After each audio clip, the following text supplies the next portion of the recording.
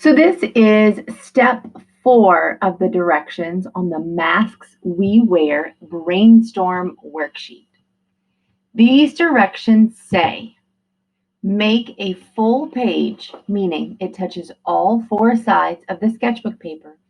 Design for a mask from your ideas in step 3. You will trace this to your metal, so it has to be your best work. When you trace it, it's not going to get any better. Insert a photograph of your drawing that shows the edges of the sketchbook. I would like to see that it touches or comes very close to touching all 4 edges. It does not have to be colored, but it should have texture, pattern, or design everywhere. Much like your metal foil coin practice, you needed to make sure you used all that space.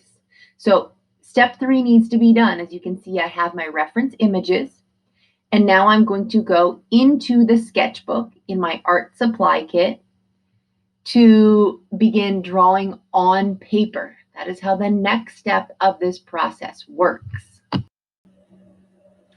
So I have to get out my art supply kit. You can see here it is. Unfortunately, the one supply I did not put in there was actually the sketchbook. So I have a blank sheet of paper that I grabbed.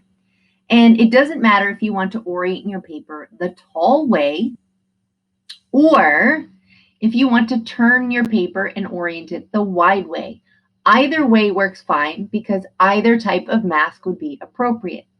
But you need to use that entire space. You can see a tall mask or a wide mask.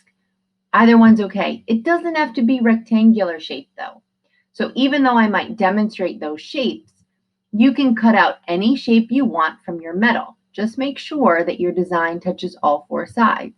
So if you want a sort of interesting design like this, see how it touches all 4 sides of the rectangle? That's important to me because I don't want you to waste all of this metal making something teeny tiny. So if you make something tiny in the middle that doesn't touch all 4 sides, look at all the wasted metal that gets thrown out. Now let's get back to that paper. All right, so I've grabbed a pen so that you can see my black lines more clearly on the camera, but you should grab a pencil so you can erase and make changes.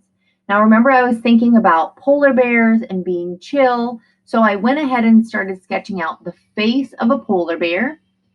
It needs to have some ears visible touching the top edge of the paper. I'm going to try to get my artwork to come out to the left and right edges, as well as touching at the bottom. So you can see I have the snout, or like the chin of my polar bear, coming down towards the bottom. Now I should be, again, working with pencil so that after I get my rough outline done, I can finalize, firm things up, and then go back and erase the parts that do not belong. Remember, the entire design needs to have texture or pattern or design. So I'm going to continue working on that and then go ahead and show you my finished work. All right, so I have completed my mask design on paper. And one thing I have to confess is I ended up changing the chin design and I never actually got it to fit on the paper. So I'm going to have to figure that out. And I didn't ever quite touch the left and right side, but I got pretty darn close. So within a finger width is close enough for me. But you want to make sure that you're using that whole space as I demonstrated. Now, to insert my image, of course, choose Insert, Image, Camera. We've done this whole thing before. So I like to get my mouse in the right spot so I don't have to peek and see if I've got it. I like to then hold my image up. Remember, I've asked to see all the edges.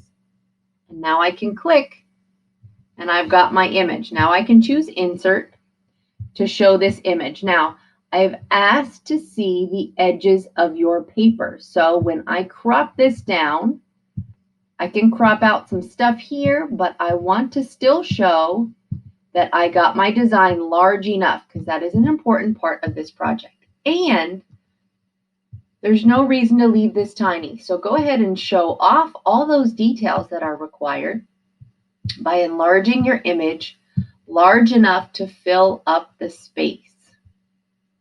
So that is how you complete step 4 of your Masks We Wear brainstorm.